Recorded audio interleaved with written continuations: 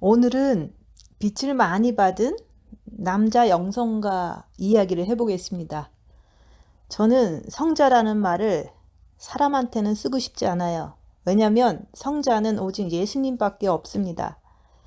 우리 인간들은 태어나서 죄를 짓다가 변화를 받아서 영이 성장하는 그런 과정 속에서 우리가 살아가고 있잖아요. 그래서 영성가라고 얘기하는 거예요. 그런데 예수님은 죄가 전혀 없으신 분이기에 우리가 성자 예수님이라고 하잖아요. 그래서 오늘 말씀드리고 싶은 이야기는 그냥 영성가의 이야기를 해보는 거예요. 이 이야기를 들으면서 앞으로 내가 남은 세월 동안 이런 사람처럼 내가 이렇게 할 수 있는가 스스로 질문하면서 이 영성가의 이야기를 들으면서 우리가 가는 영성의 방향을 잡는데 도움이 되리라고 생각해서 영성하는데 도움이 되리라고 생각해서 함께 나눠보려고 하는 거예요. 그래서 옛날은 제가 얘기하잖아요. 중세시대에 많은 영성가들이 있었다고. 옛날에 한 남자 영성가가 있었습니다. 지금으로 말하면 목사님이나 선교사나 뭐 이런 정도 되겠죠. 그 영성가는 어느 지역에 가서 그 지역에서 존경을 받으면서 말씀을 전하는 전도자로 열심히 살고 있었습니다. 싱글이었죠. 결혼도 안 하고 이제 말씀을 전하는 전도자로 살고 있었어요. 그 지역 사람들은 그를 존경하면서 그의 가르침을 열심히 따라서 살고 있었는데 그 지역에 한 자매가 말씀을 듣다 보니까 대부분 자매들은 총각 전도자나 이런 사람들을 좋아하잖아요. 그래서 그 자매가 그 영성하시는 그 남자 영성가를 그를 너무 짝사랑을 해서 사랑한다는 사인을 보내는 거예요. 신호도 보내기도 하고 자기랑 결혼해 달라고 간청도 해보았지만 그 영성가는 꿈쩍도 하지 않았습니다. 그 처녀 자매가 해도 신호를 보내도 자기 마음을 받아주지 않으니까 그때 사람들은 돌변하거든요. 사탄이 그 여자 자매에게 들어가 옆집 총각과 잠을 잔 거예요. 동침을 한 거죠. 그 결과 그 자매는 임신을 한 것이었습니다. 그 처녀가 임신을 하면 그 시대에 그것을 누가 좋게 보겠습니까? 그 옛날에 그것도 기독교인들 사이에서 그런 일이 일어나면 엄청 정죄를 하게 되잖아요. 그 처녀 자매는 사람들에게 홧김에 저 영성가, 저 선교사 아니면 저 목사님이 나를 임신을 시켰다고 소문을 냈던 것입니다. 가짜 소문을 퍼뜨린 거죠. 그것은 그 자매가 홧김에 그런 거예요. 마귀가 들어가서 그런 거예요. 그 소문을 들은 그 지역 사람들은 그 영성가에게 욕을 하고 돌멩이를 던지고 가든 모욕스러운 말들을 하면서 그를 더 이상은 따르지 않고 말씀을 들으러 오지도 않고 존경도 하지도 않고 외면을 했던 거예요. 그때 그 상황에서 그 영성가는 어떻게 했을까요? 여러분들 같으면 어떻게 하겠습니까? 갑자기 누군가가 나한테 죄를 뒤집어 씌우고 욕을 한다면 어떻게 하시겠습니까?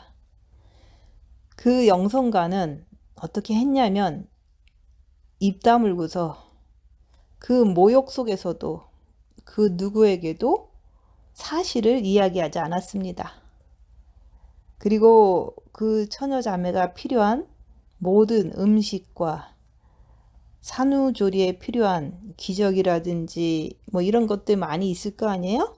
그 모든 것들을 그 영성가는 자기 스스로 바구니를 짜서 그때는 돈벌이가 그런 것밖에 없었을 거 아니에요?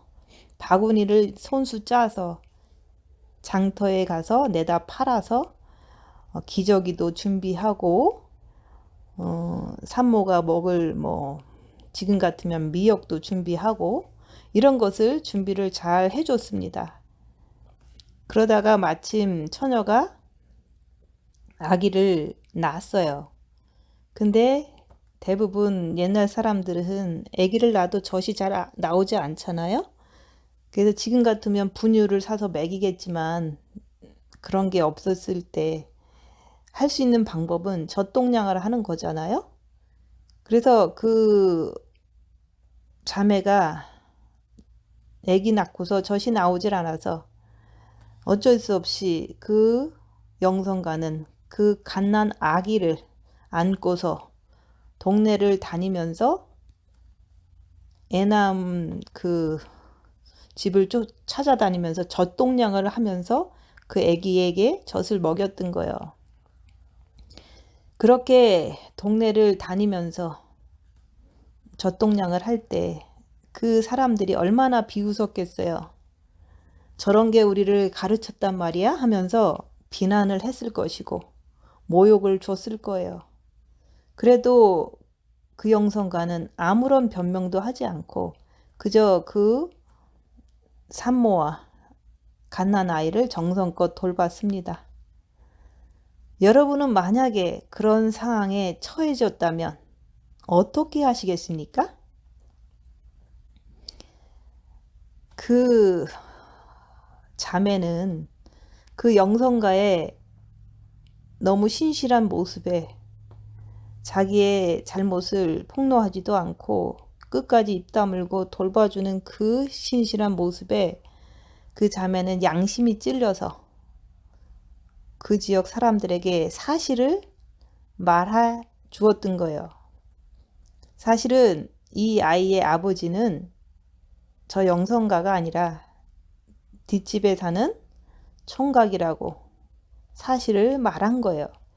이 사실을 들은 그 지역 사람들은 그동안 그 영성가에게 했던 모든 모욕적인 말들을 생각하면서 돌멩이 던진 것을 생각하면서 정죄했던 것을 생각하면서 그 모든 사람들이 회개를 하였습니다.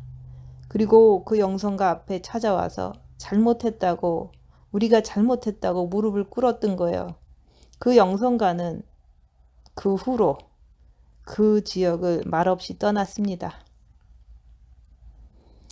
이것은 무엇을 보여주냐면 한 사람이 억울해서 억울한 일을 당해도 그 영성가는 입을 열지 않았던 거예요.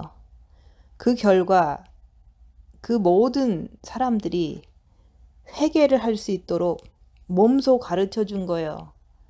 그래서 억울해도 입을 열지 않고 나를 욕하는 모든 사람들을 저들이 하는 일을 저들이 모르나이다. 저들을 용서하소서 이런 마음으로 끝까지 견뎠던 거예요. 그리고 그 자기에게 이제 그 자매는 자기가 그 사람과 간음하지도 않았는데 애를 뱄다고 하니까 그 자체가 너무 억울할 거 아니에요? 그래도 그 영성가에게는 그 자매가 원수잖아요. 근데 원수가 목마르면 마시우라는 말씀을 입 다물고 행했던 것이죠. 그 결과 그 자매도 회개하고 그 영성가를 정죄했던 그 지역 사람들도 다 회개하는 회개의 역사가 일어났던 거예요. 그래서 한 사람이 죽으면 많은 사람이 열매를 맺는 거예요. 저의 얘기를 한번 해보겠습니다. 저도 2016년 3월 달에 저희 남편 목사님이 천국에 가셨어요.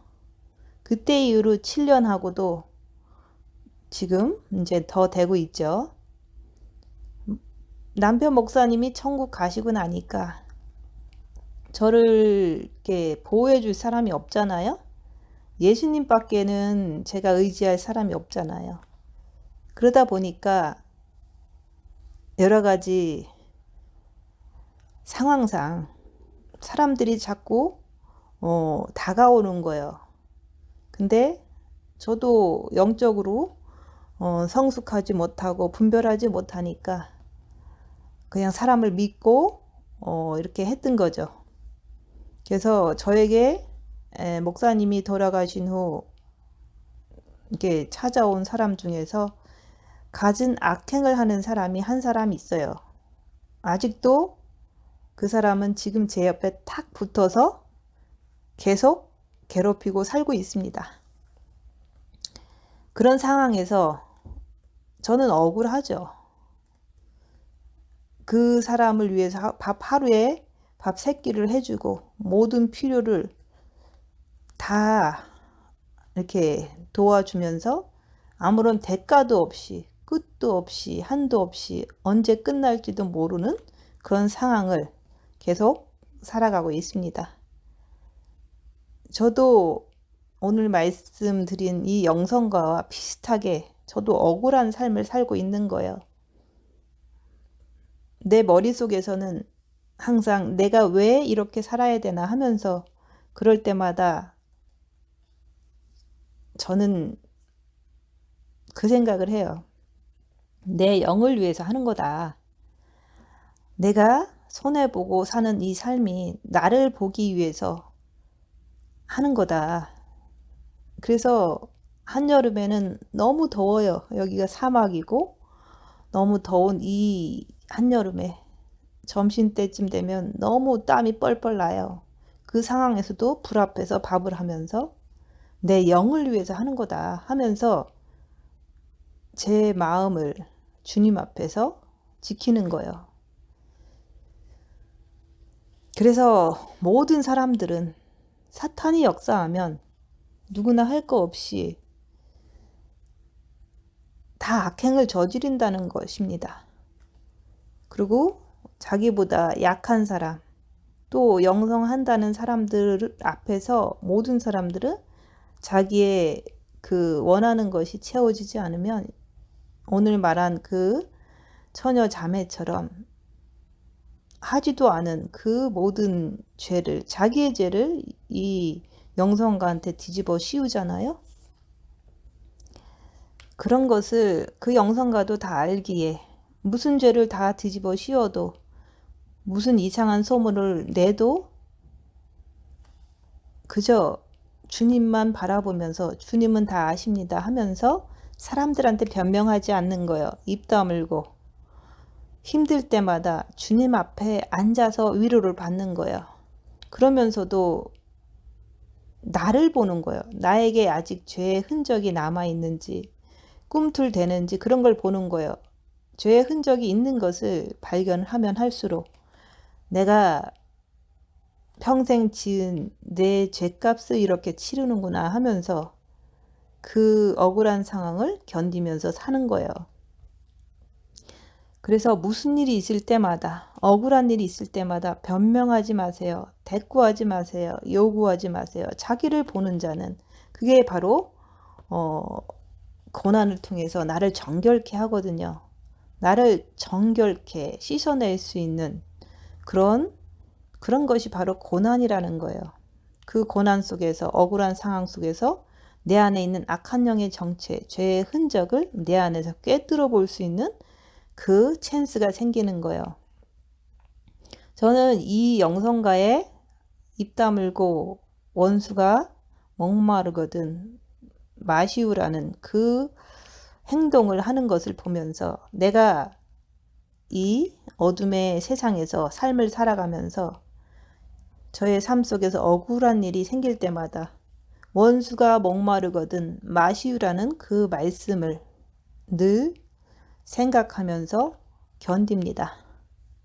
그리고 열악한 상황에서 내가 평생 지은 죄의 흔적이 이렇게 열악할 때, 억울할 때 내 육에서 꿈틀대는구나 이런 것을 보면서 주님을 더 의지해서 빛을 더 채워서 이런 꿈틀대는 악한 영의 정체를 결박하는 단계까지 하나님 아버지께서는 인도하시는구나 이렇게 깨닫고 고난이 내게 유익이다. 고난이 오면 불평하지 말자 하면서 오직 주님만 바라보는 것으로 나를 지켜내는 거예요. 여러분은 어떻습니까? 오늘 하루 살면서 억울하십니까? 아니라고 하면서 변명하고 싶습니까? 예수님도 십자가에서 고난 당하실 때 입 다물고서 그냥 죽으셨잖아요.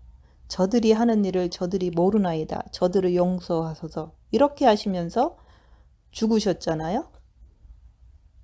여러분도 억울해도 예수님처럼 그 영상과처럼 그리고 저처럼 입 다물고 자기를 보는 자가 되신다면 그렇게 하는 사람은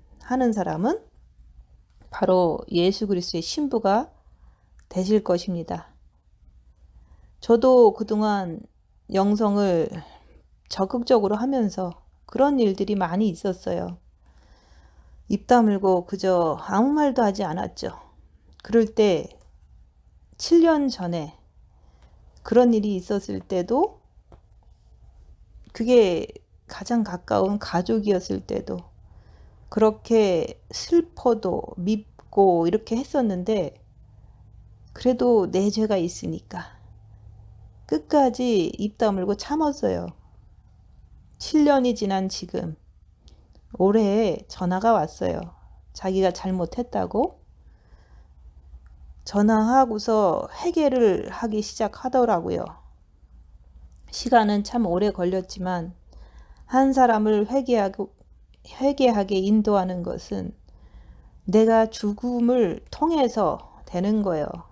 입 다물고 끝까지 대꾸하지 않고 기다리는 거예요. 나의 죽음이 남을 회개하게 한다는 거예요.